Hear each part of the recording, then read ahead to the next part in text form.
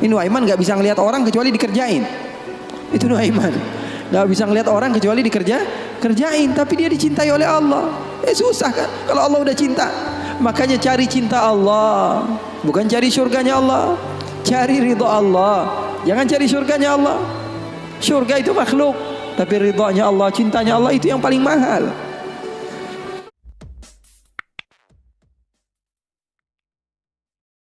Pernah suatu waktu dia di zaman Rasulullah SAW sudah meninggal. Rasulullah SAW sudah intaqala ila rafiqil a'la.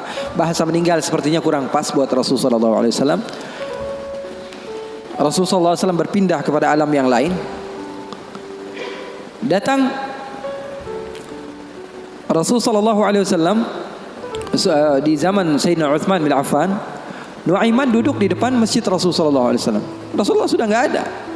Nuaiman sumpek. Biasanya Rasulullah SAW dimainin sama dia. Ini duduk di masjidnya Rasulullah SAW. Nggak ada kerjaan dia. Dia ambil batu, dia lempar, ngeliatin orang yang bolak balik sana. Kalau kata orang Malaysia, pusing sana, pusing sini, balik sana, balik sini. Nuaiman melihat ada orang yang buta, orang yang nggak bisa melihat, megang tongkat. Jalan, dia pusing sana, pusing sini, balik sana, balik sini. Nuaiman, saya lagi sumpek, ini orang bikin tambah sumpek. Dipanggil sama Nuaiman, buta, kemari kamu. Ini Nuaiman nggak bisa ngelihat orang kecuali dikerjain. Itu Nuaiman, nggak bisa ngelihat orang kecuali kerjain. Tapi dia dicintai oleh Allah. Susah kan? Kalau Allah udah cinta. Makanya cari cinta Allah, bukan cari surganya Allah.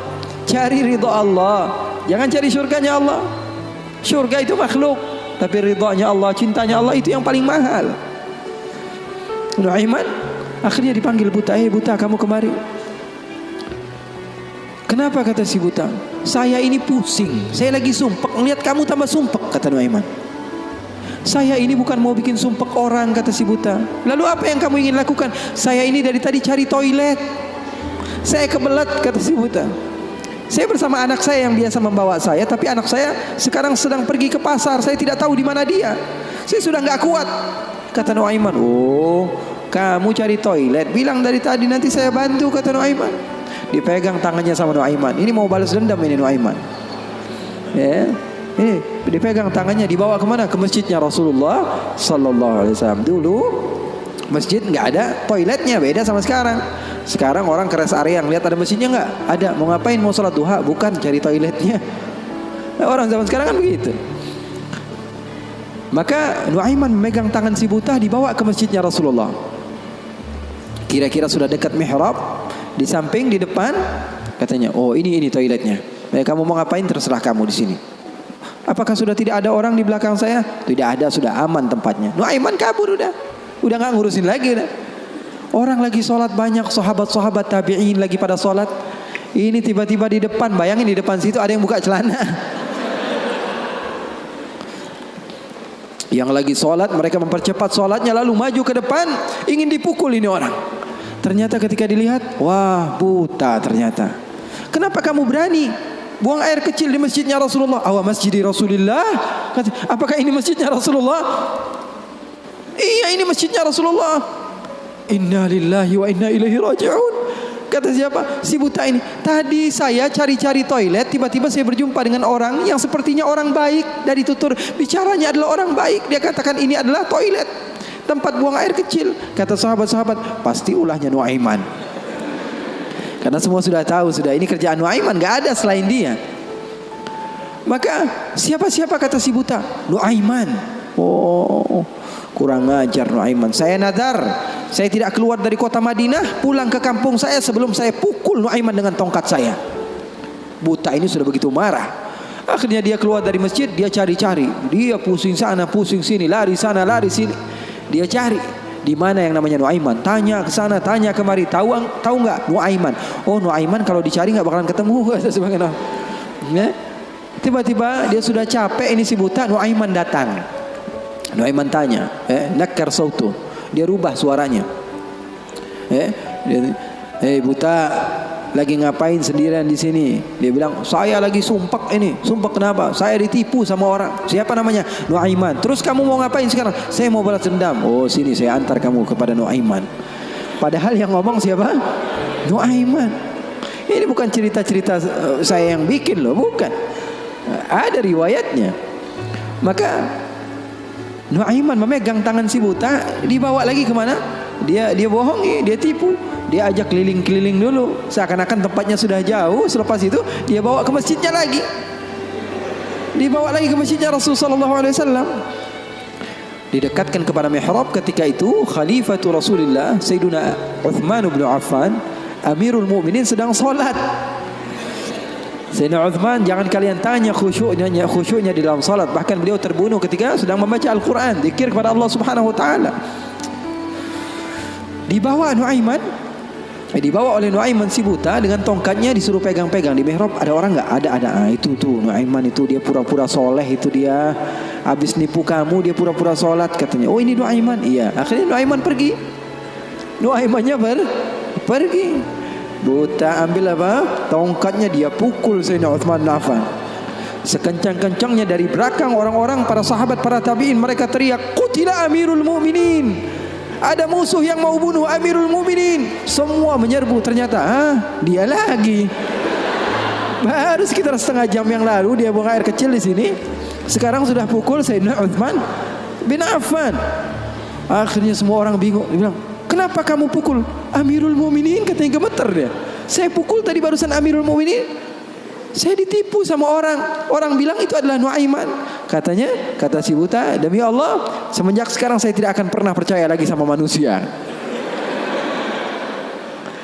Jadi hal-hal yang seperti itu ada. Bahkan di zaman Rasulullah sallallahu alaihi wasallam diriwayatkan beberapa ashabus sunan. Nuaiman di zaman Rasulullah sallallahu alaihi wasallam, Sayyidina Abu Bakar ini banyak rihlah, banyak pergi kemana-mana, pergi ke Syam untuk berdagang, berbisnis. Suatu saat Sayyidina Abu Bakar datang ke Rasulullah mengatakan, "Ya Rasulullah, saya mau izin." "Izin apa wahai Abu Bakar?" "Saya mau ajak Nuaiman ini ikut saya berbisnis ke negeri Syam, ke luar negeri ini, bikin paspor Nuaiman. Keren, ke daerah lain, ke Syam." Kata Rasulullah, "Ya sudah, bawa saja Nuaiman, enggak apa-apa." Sahabat Nabi izin dulu sama Rasulullah. Dibawa Nuaiman. Dibawa Nuaiman bersama beberapa orang yang ikut. Biasa Sayyidina Abu Bakar kalau berbisnis, berdagang ke negeri Syam, dia bawa rombongan yang banyak. Di antaranya tadi Nuaiman. Nuaiman dibawa. Sesampainya di negeri Syam, semua dibagi tugasnya oleh Sayyidina Abu Bakar. Kamu berdagang, kamu membeli, fulan bin fulan, semuanya mendapat apa? Tugas dari Sayyidina Abu Bakar. Ada seseorang di antara sahabat Sayyidina Abu Bakar, namanya Huwaitib. Namanya siapa? Huwaitib. Ini orangnya polos. Orangnya polos banget. Kata Sayyidina Abu Bakar, "Kamu seperti biasa wahai Huwaitib. Apa kerjaan kamu?" "Pekerjaan kamu jaga makanan. Kalau saya minta makan, kamu kasih. Kalau saya belum datang, maka jangan beri makanan." Nuaiman tanya, "Saya kerjaannya apa wahai Abu Bakar?" "Kamu mau ngapain terserah kamu wahai Nuaiman. Yang penting kamu hadir bersama-sama." Maka Nuaiman bertanya kepada Sayyidina Abu Bakar, "Kerjaan saya apa?" "Pekerjaan kamu terserah, mau ngapain aja." Sayyidina Abu Bakar pergi berbisnis. Nuaiman gak ada kerjaan, akhirnya lapar. Dia datang kepada Huwaitib, mengatakan kepada dia, "Tib, saya sudah lapar nih. Saya pengen makan nih. Berikan kepada saya makanan." Kata Huwaitib, dia mengatakan, Wahai Nuaiman, sekarang belum waktunya makan. Kita tunggu Abu Bakar sekitar sejam 2 jam lagi dia datang, baru saya akan berikan makan. Ini kan amanat dari Sayyidina Abu Bakar, sahabat Nabi. Ini orangnya polos banget ini, sahabatnya Sayyidina Abu Bakar." Akhirnya Nuaiman bilang, "Saya sudah lapar, saya nggak bakalan kuat nunggu Abu Bakar." Ini orangnya aneh, yang ini orangnya polos. Yang satu bilang, "Wah enggak, saya takut dibilang nggak amanah." "Oh, kamu berani melawan saya?" kata Nuaiman. Lalu melunak ini Huwaitib, dia bilang, "Tolonglah Nuaiman, jangan jahat sama saya. Kalau Rasulullah saja bisa kamu kerjain, apalagi saya. Tolonglah," katanya, "jangan macam-macam." Kata Nuaiman, "Kamu berikan makanan, kalau tidak saya bikin masalah sama kamu." Ngancem Nuaiman. Akhirnya dia mengatakan, "Waduh, gimana ini? Ini amanat dari Abu Bakar. Sudah, terserah kamu. Yang terpenting saya tidak akan berikan makanan sehingga Abu Bakar datang. Kamu mau ngapain terserah kamu." Akhirnya Nuaiman bilang, "Wah, nantang saya," kata Nuaiman. Apa yang dilakukan Nuaiman? Nuaiman pergi ke pasar. Dia cari tempat penjualan hamba sahaya. Dia lihat, wah ini hamba sahaya jual. Berapa harganya? 300 dirham. Yang ini berapa? 300 dirham. Yang ini berapa? 300 dirham. Wah, dia bilang, mahal-mahal ya hamba sahaya di sini, kata. Loh, memangnya kenapa? Saya punya hamba sahaya, saya mau jual 100 dirham saja, kata. Apa kata Nuaiman? Saya punya hamba sahaya, saya mau jual 100 dirham saja. Wah, murah sekali hamba sahaya kamu. Iya, cuma dia punya kekurangan. Kekurangannya apa? Kalau kalian tangkap, dia bakalan bilang, saya bukan hamba sahaya, saya orang bebas. Saya bukan hamba saya orang bebas. Wah, kata orang-orang, saya mah nggak perlu sama bacotnya, yang penting kerjanya. Dia mau ngomong apa terserah, yang terpenting dia mau kerja. Oh, kalau begitu deal. Saya jual hamba sahaya saya, dapat uang 100 dirham nih, uang yang banyak. Kemudian didatangi Huwaitib, kemudian dikatakan, wah itu hamba sahaya saya. Ditangkaplah Huwaitib. Teriak-teriak dia, saya bukan hamba sahaya, saya orang merdeka. Kata yang beli, kami udah tahu ini kekurangan kamu. Nuaiman tuh cerdasnya, pinter otaknya. Akhirnya dibawalah ini orang ke pasar dan dijual di pasar. Itu sahabat Nabi padahal dimainkan sama Nuaiman. Nuaiman ambil uangnya, dia beli makanan, beli baju, belanja dia, shopping akhirnya. Dia beli peralatan-peralatan segala macam, dia pulang akhirnya. Sayyidina Abu Bakar tanya, mana ini Huwaitib, katanya. Mana kok nggak ngasih makanan sama sekali? Di mana dia pergi? Kata Nuaiman, udah aneh jual. Jujur lagi dia, udah. Di mana ente jual? Salah sendiri katanya. Saya minta makan nggak dikasih makan. Akhirnya aneh jual. Ketawa Sayyidina Abu Bakar. Di mana kamu jual? Ayo kita pergi ke dia. Dicari di pasar. Ternyata Huwaitib masih berada di satu tempat. Di situ dia dijual. Untung belum dibeli orang itu. Berapa kalau udah dibeli orang lain kan? Sayyidina Abu Bakar bilang, ini berapa harganya? 300 dirham. Dibayar sama Sayyidina Abu Bakar langsung. Dibayar sama Sayyidina Abu Bakar. Akhirnya dibawa pulang ke kota Madinah. Sayyidina Abu Bakar menceritakannya kepada Rasulullah SAW. Rasulullah tertawa sejadi-jadinya, katanya, hatta badat nawajiduhu, sampai katanya gigi geraham Rasulullah kelihatan, katanya. Saking Rasulullah tertawa sejadi-jadinya ketika mendengar kisah antara Nuaiman tersebut. Katanya halal haul, kata perawinya, sampai 1 tahun berlalu kisah Rasulullah pasti tetap tentang Nuaiman ngejual sahabatnya yang lain. Rasulullah SAW hidupnya asik. Rasulullah SAW hidupnya seru. Oleh karena itu, yang terpenting apa? Ilmu walaupun sedikit tapi amal. Ilmu walaupun sedikit tapi amal. Oke, nggak apa-apa, asik-asikan di dalam kehidupan dunia kita, nggak apa-apa. Yang terpenting apa? Berlandaskan ilmu. Rasulullah SAW dan sahabatnya itu manhaj mereka, nggak melulu serius aja. Kalau kalian dapatkan guru-guru kalian mengajak sedikit bercanda kepada kalian atau berlaku asik kepada kalian, itu manhaj Rasulullah SAW di dalam menggapai hati seseorang sehingga dia mau untuk mendekati agama Islam.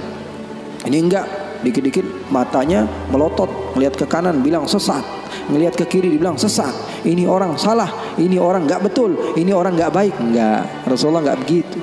Rasulullah SAW penuh dengan kebijakan. Enggak juga Rasulullah SAW ngegampangin. Wah ini boleh, yang ini boleh, yang ini boleh, semuanya boleh. Enggak juga, ada batas-batasannya. Makanya kalian beruntung di dalam satu manhaj, la ifrat wa la tafrid. Enggak berlebih-lebihan, enggak kekurang-kurangan.